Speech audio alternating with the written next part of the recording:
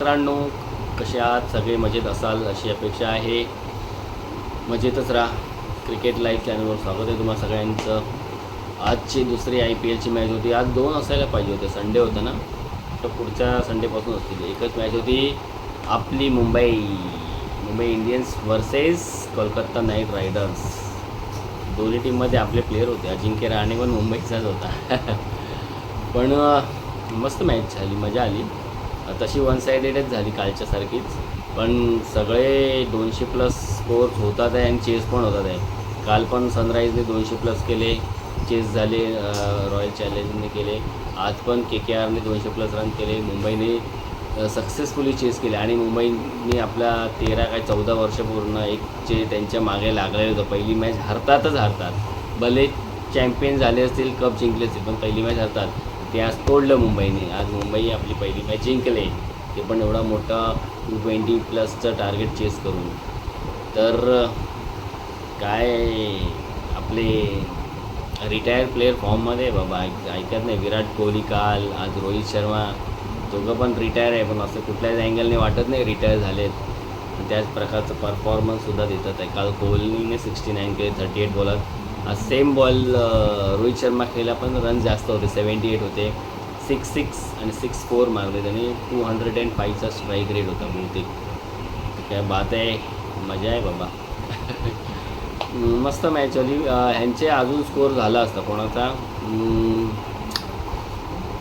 KKRचा.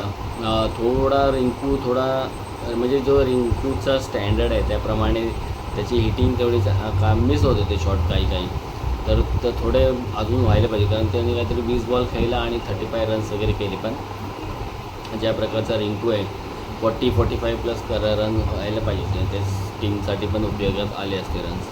पण ठीक आहे, त्यांच्याकडून पण ओपनिंग स्टार्ट चांगली मिळाली. कॅप्टन अजिंक्य रहाणेने 65 काय 66 केले 40 बॉल्समध्ये. आधी खूप चांगले अजून जास्त स्ट्राईक रेट चांगल्याने खेळत होता तो, पण नंतर थोडा कमी झाला. फिन ॲलन पण चांगल्या 215च्या स्ट्राईक रेटने खेळत होता, पण लवकर आऊट झाला. 17 बॉलात कधी 39 रन्स करून आऊट झाला.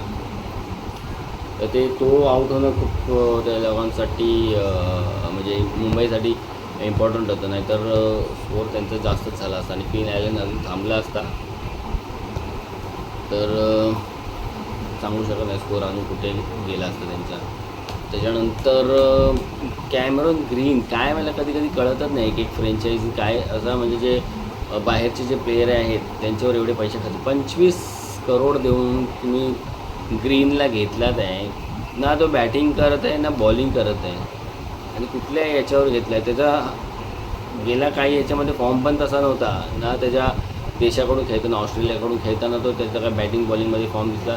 त्याच्या आधी पण एवढा काय त्याचा फॉर्म होता. मग त्याला कुठल्या बेसिसवर एवढ्या हाय प्राईजवर घेतलं आहे लोकांनी. त्याच्या आधी पण 2-3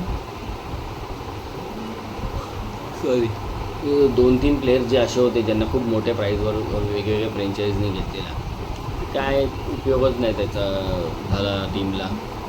त्याच्यापेक्षा तो रचित रवींद्रला घेतला तर तो त्यांनी बॅटिंग नाही तर बॉलिंग कुठेतरी काहीतरी परफॉर्मन्स केला असता, तर ते भारी पडलं त्यांना. त्याच्यानंतर जो विकेट कीपर आहे सूर्यवंशीच ना त्याचं नाव, होय वाटतं. त्यांनी मस्त बॅटिंग केली. रघुवंशी KKRचा विकेट कीपर. 25 बॉलमध्ये त्यांनी हाफ सेंचुरी केली.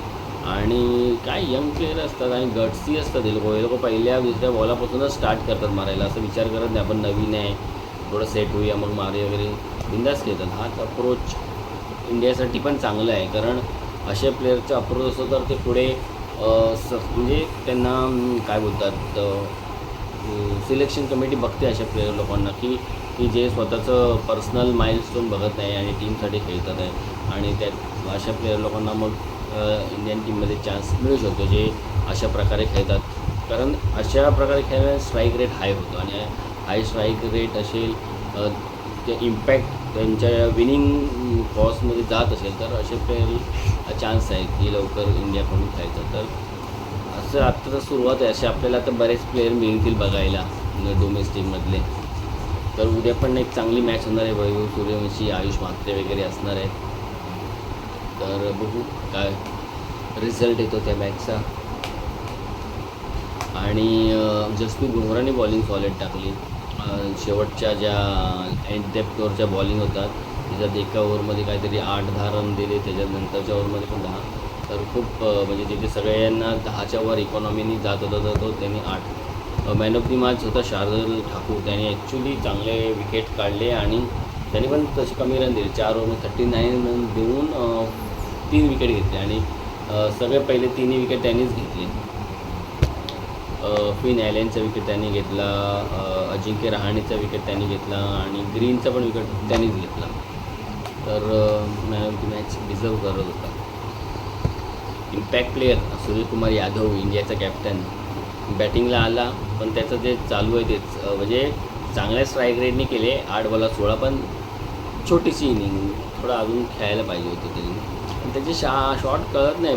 पहिले जसे तो क्रॉस करायच्या बाउंड्री, हल्ली तो बाउंड्रीवरच आऊट होतो. तर थोडं त्याच्यावर त्यांनी काहीतरी काम केलं पाहिजे की त्याचे शॉट क्लिअर का नाही होत आहेत. आणखीन सांगायचं तर रोहित शर्माबद्दल बोलतो. रिकल्टन MIमध्ये रिकल्टनसुद्धा आहे आणि क्लिंटन डिकॉक, दोन्ही साऊथ आफ्रिकन आहे, दोन्ही इनफॉर्म आहे. तरीसुद्धा त्याला कोणी रिकल्टनला चान्स दिला ओव्हर डिकॉक.